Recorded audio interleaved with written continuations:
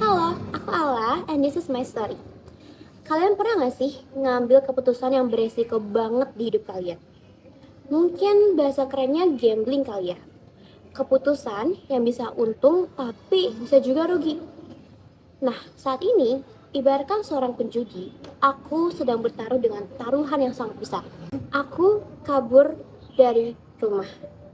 Iya, kalau ditanya kenapa, mungkin ceritanya akan panjang sekali. Tapi secara sederhana, aku dan keluargaku itu ibaratkan kaki dengan sepatu yang tidak pas. Ibarat kaki yang dipaksa pakai sepatu yang kekecilan yang tidak cocok, maka kakinya akan lecet, luka, dan lama-lama akan infeksi. Selama 17 tahun aku hidup, rasanya dunia itu sesempit sebuah sepatu bayi. Sesak, tidak nyaman, ditambah di sela-sela sesaknya masih ada luka-luka yang masih terasa perih. Tapi selama 2 tahun belakangan, aku diam-diam mulai melakukan hal yang aku suka. Main teater, band, syuting, dance, dan sebagainya. Dan untuk pertama kalinya, aku merasa hidup. Tapi yang namanya hidup, dengan banyaknya lika-liku, 2 bulan lalu aku ketahuan oleh keluargaku dan dipaksa kembali ke jalan yang mereka tentuin. Aku dipaksa kembali ke sepatu yang sesak itu lagi. Tapi aku menolak. Maka, disinilah aku. Aku dengan kaburku. Aku bisa berdiri tanpa sepatu di jalan yang aku pilih sendiri. Aku memang gak tahu masa depan akan seperti apa. Tapi yang aku tahu, aku tidak akan pernah mau lagi hidup di dalam sepatu yang tidak pas. Lebih baik bertelanjang kaki walau bisa saja meluka lagi. Tapi setidaknya semua itu karena pilihanku. Karena akhirnya aku tahu kalau bahagia itu bukan tentang tempat kita berdiri, tapi tentang keberanian kita mencari bahagia itu sendiri. Aku pernah diam membisu sama temanku. Kami itu awalnya teman sebangku di masa SMA. Aku dan dia selalu melakukan semua hal bersama-sama, seperti jajan ke kantin, makan buka bersama, dan lain-lain. Tapi tiba-tiba dia menjauh. Dia lebih sering bergabung dengan teman-teman yang duduk di barisan sebelah.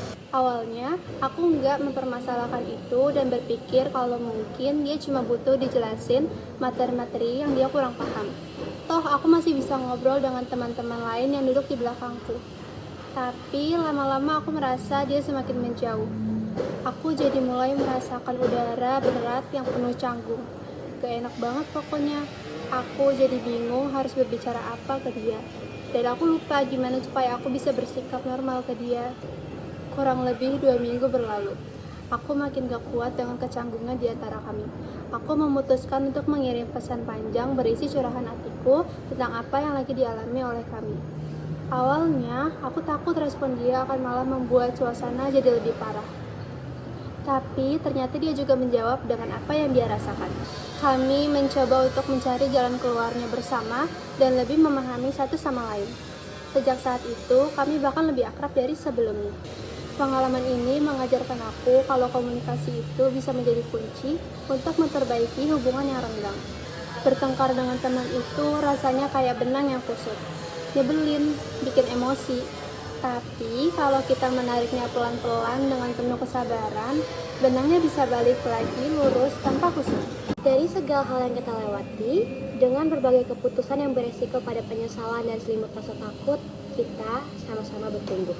Kita belajar dari segala keputusan-keputusan yang berputar dalam hidup. Kita belajar dari pilihan-pilihan yang menentukan masa depan. Kita belajar untuk lebih hidup sebagai manusia. Dengan setiap keputusan yang membentuk jalan hidup kita, dan kita bertanggung jawab penuh atas konsekuensinya. Kita memegang kendali penuh atas hidup kita sendiri. Kadang berharap pada orang lain hanya membuat langkah terasa berat. Pada akhirnya, kitalah yang memilih untuk menolong diri sendiri agar hati bisa menemukan jalannya menuju bahagia. Lepas dari lingkaran yang perlahan mengunyah diri kita. Seperti akhirnya menemukan pintu keluar dari gelap yang tak pernah berhenti berputar.